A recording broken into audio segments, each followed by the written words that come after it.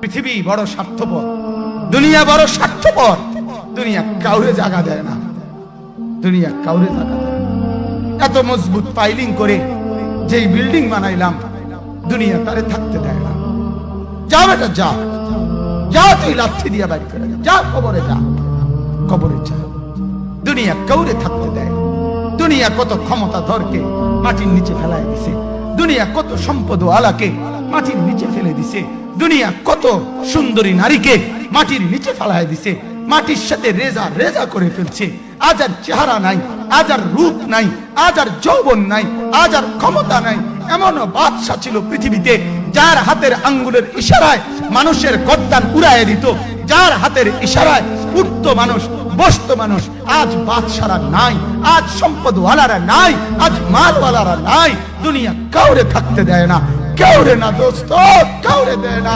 দুনিয়া দাদারে আমার থাকতে দেয় নাই। আমার দাদারে আমি দেখছি, আজ আমার দাদা নাই। আমার নানারে আমি দেখছি, আমার নানা নাই। আমার দাদিরে আমি দেখছি, আমার দাদি নাই। আমার নানিরে আমি দেখছি, আমার নানি নাই। আমার বাবারে আমি দেখছি, 14 লক্ষ টাকা বাবার পেনশনের আমি সব ডাক্তারের পিছনে খরচ করে ফেলছি, বাড়ির ফসলের জমি বিক্রি করে ফেলছি। আমার বাপ যেন না মরে বারবার বারে হসপিটালে নিছি, কিন্তু দুনিয়া আমার বাপকে থাকতে দেয় নাই। আমার বাপ কবরে চলে গেছে। দুনিয়া কাউরে থাকতে দেয় না, কাউরে না, কাউরে না, কাউরে না, কাউরে না। আমার বাপ দুনিয়া কাউরে থাকতে দেয় না। তুমি থাকবা না, তুমি থাকবা না। দুনিয়ার ধোকায় পড়ো না বাপ, দুনিয়ার ধোকায় পড়ো না। মাকে বুঝান, আজ মারা বেসামাল হয়ে গেছে, আজ বোনেরা বেসামাল হয়ে গেছে, বেপরদার উৎসব তুলে দিছে। এটা যেন আল্লাহর সাথে যুদ্ধ করছে। আল্লাহ করোনা না, তুমি আরো কিছু দাও, আমরা বেপরদিকে ছাড়বো না।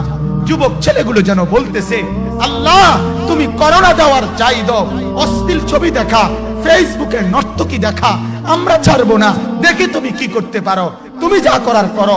দোকানদার ব্যবসায়ীরা হারামের লেনদেন করা বন্ধ করছে না, সুদখোর সুদ ছাড়ছে না, ঘুষখোর ঘুষ ছাড়ছে না, নাফরমান আর জিনাকার ব্যভিচারী এরা কেউ কিছু ছাড়ছে না। বেহায়ার বেপর্দা নারী তার অশ্লীলতার বেহায়াপনা ছাড়ছে না। মুসলমান তার ঘরের টেলিভিশনের নর্তকীর আওয়াজ তো বন্ধ করছে না।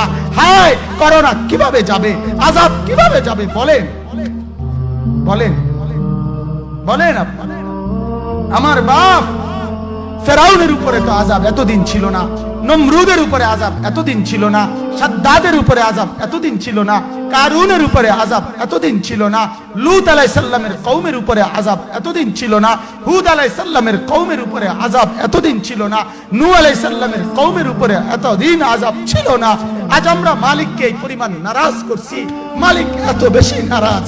আজ 1 বছর হয়ে গেছে, 1 বছরের চাইতে বেশি হয়ে গেছে, কই করোনার মহামারীর আযাব তো যাচ্ছে না, গেছে গা বলে। আমাদের লক্ষ লক্ষ বাচ্চার পড়ালেখা বন্ধ, এরা নষ্ট হওয়ার চূড়ান্ত পর্যায়ে পৌঁছে গেছে। মোবাইল এদেরকে শেষ করে দিছে, লক্ষ লক্ষ ছেলে। গতকালকে এক মা আমার আত্মীয় ফোন দিয়া বলতেছে, সকাল 10টায় বাচ্চাটা ঘর থেকে মোবাইল লইয়া বাইর হইছে, রাতের 10টায় মা তারে ফোন দিয়া বলছে, বাপ ঘরে আসতি না, ভাত খাইতি না। বাচ্চা তারে বলতেছে, তোমার অসুবিধা কি, তোমার সমস্যা কি? মা এই কথা বইলা কাঁদা দিছে যে, শোনেন হুজুর কদ্দুর দোয়া করো। এক বাচ্চা, এক ছেলে, সে যদি তার মাকে কথা বলতে পারে, তার মানে গুনাহ তারে এত মজা দিয়া দিছে, ফেসবুক তারে এত মজা দিয়া দিছে, ইউটিউব তারে এত মজা দিয়া দিছে, নর্তকী তারে এত মজা দিয়া দিছে, গুনার দৃশ্য তারে এত মজা দিয়া দিছে, সে মাকে ধমক দিচ্ছে। রাত 10টা বাজলে কি হইছে, রাতের 3টা পর্যন্ত দেখলে তোমার সমস্যা কি? আমার আখিরাত আমি নষ্ট করলে তোমার অসুবিধা কি? আমার জাহান্নাম আমি ঠিক করে নিলে তোমার সমস্যা কি? আল্লাহ আমাদেরকে মাফ করে দেন, আল্লাহ আমার জাতিকে মাফ করে দেন।